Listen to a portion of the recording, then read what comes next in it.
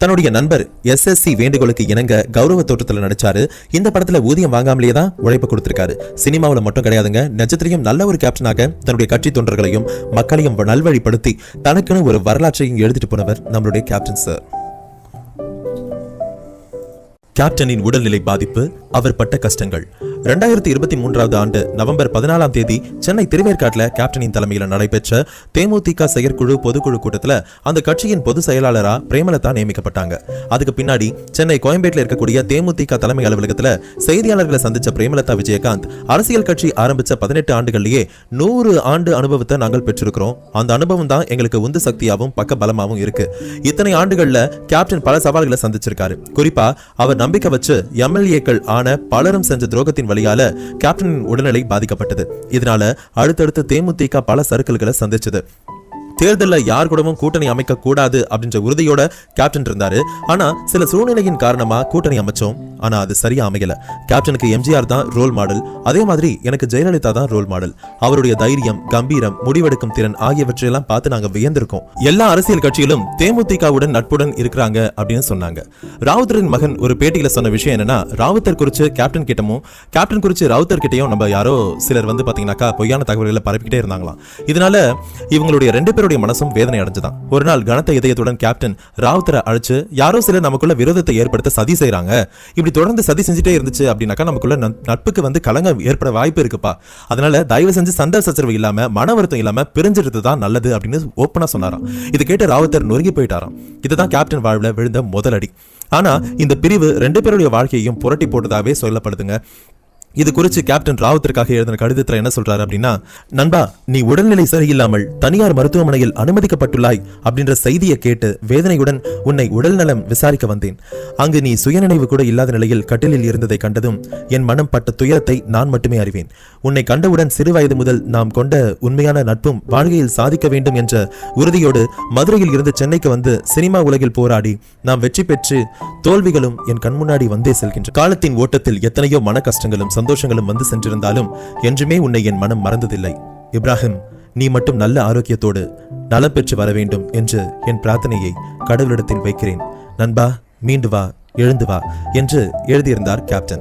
அதே மாதிரி கேப்டன் வாழ்க்கையை மாத்தின இன்னொரு சம்பவம் 2011 ஆண்டு சட்டமன்ற தேர்தல் அதிமுக கூட்டணிக்கு கேப்டன் அழைக்கப்பட்டார்.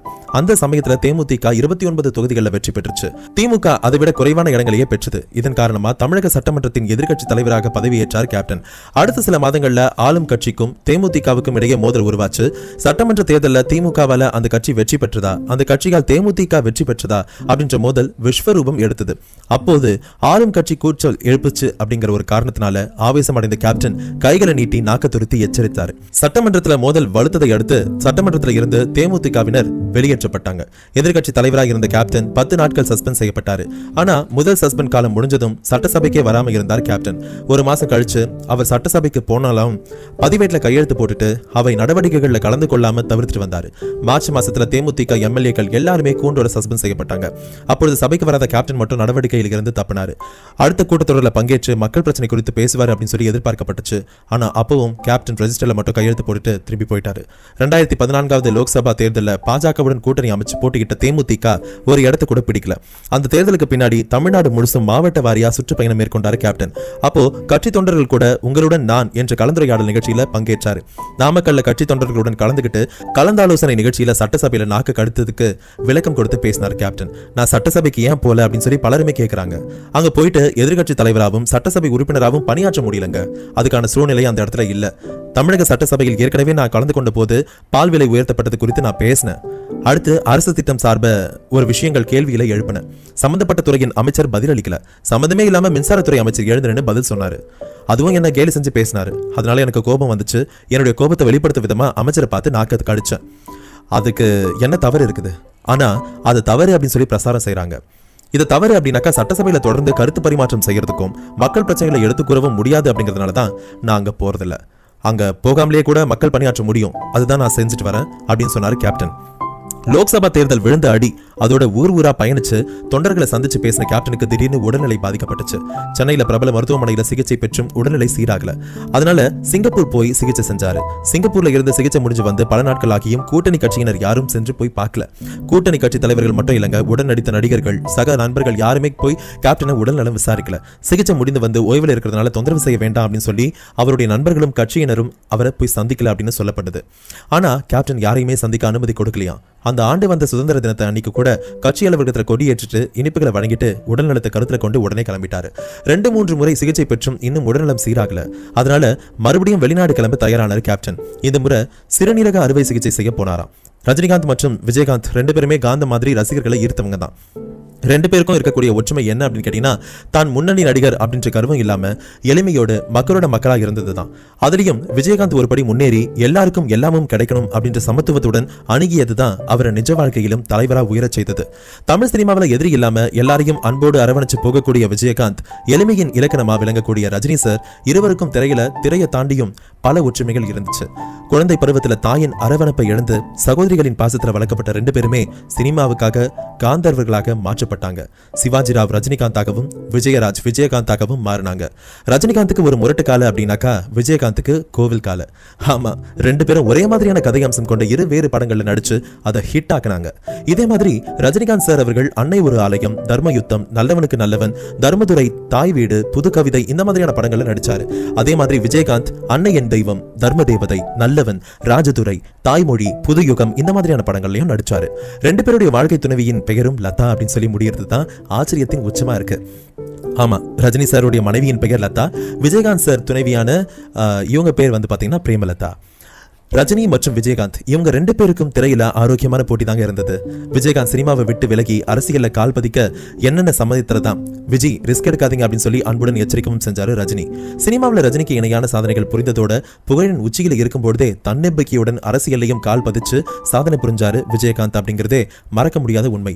அதே மாதிரி 2 பேரும் சிங்கப்பூர்ல ஒரே மாதிரி மருத்துவமனையில சிகிச்சை எடுத்தது காலத்தின் வேற முகம். தொண்டையில மேற்கொள்ளப்பட்ட அறுவை சிகிச்சைக்கு பின்னாடி கேப்டனின் உடல்நிலை பின்னடைவு ஏற்பட்டுச்சு. தைராய்டு இந்த மாதிரியான கோளாறுகளும் அவருக்கு ஏற்பட்டுச்சு. உடல்நலம் மற்றும் ஹார்மோன் பிரச்சனைகள் காரணமா அவரது ஞாபக சக்தியும் குறைஞ்சிக்கிட்டே போச்சு. கேப்டன் உடல்நிலையில என்ன பிரச்சனை அப்படின்னு சொல்லி தேமுதிக தொண்டர்கள் அவருடைய ரசிகர்களும் பதைபதைப்போடு இருந்தாங்க. இதை பத்தி தேமுதிக வட்டாரத்திலையும் அவரது குடும்ப வட்டாரத்திலையும் விசாரிச்ச போது சில தகவல்கள் கிடைச்சது. விஜயகாந்த் அவர்கள் மூச்சு திணறல் பிரச்சனைக்காக மருத்துவமனையில அனுமதிக்கப்பட்டிருக்கிற சமயத்திலையும் அவருக்கு ஏற்கனவே சர்க்கரை குறைபாடு இருக்குது. 15 நாட்களுக்கு ஒரு முறை அவர் இதுக்காக மருத்துவமனைக்கு போயிட்டு சிகிச்சை மேற்கொண்டு வந்தாரு. இப்போ அது வாரம் ஒரு முறை அப்படின்னு சொல்லி அதிகரிச்சிருக்கு. ஏற்கனவே சிங்கப்பூர்ல சிகிச்சை எடுத்துக்கிட்ட கேப்டன் அதன் பிறகு அமெரிக்காவிலும் சிகிச்சை பெற்றாரு. அமெரிக்க சிகிச்சைக்கு பின்னாடியும் அவரோட உடல்நிலையில முன்னேற்றம் ஏற்படல அப்படிங்கிறது தான் இப்பொழுதைய நிலை உணர்த்துச்சு. சர்க்கரை குறைபாடு மற்றும் சில வயோதிகம் சார்ந்த பிரச்சனைகளும் சேர்ந்துகிட்டே தான் கேப்டனை பாடாப்படுத்துச்சு. இதன் பிறநாடியாவது கேப்டன் பழைய பன்னீர்செல்வமா திருமணம் அப்படின்னு சொல்லி அவருடைய ரசிகர்கள் இறைவனை வேண்டினாங்க. ஆனா காலம் ஒரு கொடூர நிலையா. அரக்கன் 2023 ஆண்டு டிசம்பர் மாதம் 28 இயற்கை எய்தினார் கேப்டன் விஜயகாந்த். முடிவுரை. நடிகரும் தேமுதிக தலைவருமான கேப்டன் விஜயகாந்தின் மரணம் தமிழ் மக்கள் கிட்ட பெரும் பாதிப்பையும் துக்கத்தையும் ஏற்படுத்தியிருக்கு. தமிழ்நாட்டின் மூலை முடுகுகள்ல இருந்தும் லட்சக்கணக்கானோர் திரண்டு வந்து அவருக்கு அஞ்சலி செலுத்தினாங்க. 15 லட்சத்துக்கும் அதிகமானோர் அஞ்சலி செலுத்தி இருக்கிறதா சொல்லப்படுது. தொலைக்காட்சிகளின் முன் நின்னாடி அழுதபடி அஞ்சலி செலுத்துறவங்க கோடிக்கணக்கானோர். விஜயகாந்தின் இறுதி நிகழ்வு சிறு பிசிறு கூட இல்லாம சரியா ஒழுங்கு செய்யப்பட்டு நேர்த்தியா நடைபெற்றதுக்கு பின்னாடி தமிழக அரசின் பணி இன்றியமையாததாக இருக்கு. கோயம்பேடு திமுதிக அலுவலகத்துல இட நெருக்கடி ஏற்பட்ட நிலையில தீவுத்திடல் உடனடியாக தயார் செய்யப்பட்டுச்சு. சென்னை மாநகராட்சி சார்பா பல பணிகள் முன்னெடுக்கப்பட்டுச்சு. அமைச்சர்கள் களத்தில் இறங்கி மேற்பார்வையிட்டாங்க. எந்தவித அசம்பாவிதமும் ஏற்படாதபடி காவல்துறையினர் குவிக்கப்பட்டாங்க. இறப்பு செய்தி கேட்ட உடனே கேப்டனின் வீட்டுக்கு உடனடியாக போயிட்டு அஞ்சலி செலுத்தினார் முதல்வர் ஸ்டாலின். அதோட முழு அரசு மரியாதையுடன் அடக்கம் செய்யப்படும் அப்படின்னு அறிவிச்சாரு. இறுதி சடங்கு நடைபெற்ற போதும் போயிட்டு தன்னுடைய நண்பரை கௌரவமா வழி அனுப்பி வச்சாரு. கேப்டன் 2005 இருந்து 2010 வரைக்கும் தன்னுடைய அரசியல் பயணத்துல உறுதியா இருந்தாரு. தனித்தே தேர்தல்களில் போட்டியிட்டாரு. தேர்தலுக்கு தேர்தல் வாக்கு சதவீதம் கூட்டினதுக்கு முக்கிய காரணம் எந்த குறுக்கீடுகளும் இல்லாம அவரே முடிவெடுத்தது தான். புள்ளி விவரத்தை அடுக்கி பேசும் விஜயகாந்தின் திரை பிம்பம் மக்கள் மனசுல ஆழமா பதிஞ்சிருந்தது. திமுக அப்படின்ற கட்சியை கடுமையா பல்வேறு நேரங்களில் விமர்சிச்ச போதும் முதல்வர் ஸ்டாலின் கடந்த 2 நாட்களா அவருக்கான இறுதி மரியாதையை அரசு மரியாதையுடன் செஞ்சு முடிச்சிருக்கிறது பாராட்டுகளை பெற்று வருது. ஆண்டாள் அழகர் திருமண மண்டபம் நெடுஞ்சாலைத்துறையால பாதிக்கு மேல இடிக்கப்பட்டு கேப்டன் மனசை சுக்கு நூறாக்குச்சு. அப்போ மத்திய நெடுஞ்சாலைத்துறை அமைச்சராக பொறுப்புல வகிச்சவரை அழைச்சு அதே இடத்துல நிறுத்தி கேப்டனுக்கு அஞ்சலி செலுத்த வச்சது கேப்டன் மனவடுவ ஆற்றன மாதிரி இருந்தது. கேப்டன் மறைவுக்கு இத்தனை லட்சம் மக்கள் திரண்டு வந்து அஞ்சலி செலுத்தி இருக்கிறது திரைத்துறையில அவர் செஞ்ச சாதனைகளுக்காகவோ அரசியல்ல அவர் தொட்ட உயரங்களையோ மட்டும் கிடையாதுங்க. தன்னுடைய வாழ்நாள்ல முழுசுமே பிறருக்கு கொடுத்து சிவந்த அவருடைய கரங்களுக்காகவும், பிறர் பசியாற்றி அதனால் மலர்ந்த முகத்துக்காக, பிறர் துன்பத்தை தன் துன்பமா கருதிய மனதுக்காகவும் தான். தேமுதிக அப்படின்ற கட்சியை வழிநடத்த, காப்பாத்த, தொண்டர்களை தேற்ற எப்பொழுதும் கேப்டன் கட்சியின் தலைமை இடத்துல தேவைப்பட்டு கொண்டே இருப்பார். ஈகை குணம் கொண்ட, அன்பு செலுத்தக்கூடிய எதையும் எதிர்பார்க்காம ஆச்சரியப்படுத்துகிற, பாரபட்சம் இல்லாம பழகிற இன்னொரு கரிஸ்மேட்டிக் கேப்டன் தொண்டர்களுக்கு அமைய வாய்ப்பு இல்லை. யாரோ சொல்லி திடீர்னு கட்சி தொடங்கினவர் கிடையாது நம்மளுடைய கேப்டன். 15 வயசுலயே அரசியலில் ஈடுபட்ட அவர் நடிகரான பின்னாடியும் அரசியலை ஒதுக்குனது கிடையாது. 1985 தன்னுடைய ரசிகர் மன்றத்தையும் ஒரு அரசியல் இயக்கம் போல வளர்த்தெடுத்தாரு. மன்ற நிகழ்ச்சிகள்ல தானே கலந்துக்கிட்டு உதவிகள் வழங்கினாரு. மன்றத்துக்குன்னு தனி கொடியை அறிமுகப்படுத்தினாரு. திருமணத்துக்கு போனா கூட வழியோர கிராமங்கள்ல மன்ற கொடி ஏற்றி வச்சாரு. 2001 உள்ளாட்சி தேர்தல் சமயத்துல அவருடைய ஆதரவுடன் மன்ற நிர்வாகிகள் சிலர் சுயேட்சையா போட்டியிட்டு வென்றாங்க. இப்படி திட்டமிட்டு செயல்பட்டவர் தான் கேப்டன். அவருடைய மறைவு ஒரு மிகப்பெரிய பேரிழப்பு. அவருடைய ஆன்மா இப்போதாவது நிம்மதியா உறங்கட்டும். A pure soul is like a fine pearls. தூய ஆன்மா நல்ல முத்துக்கள் போன்றது. நன்றி.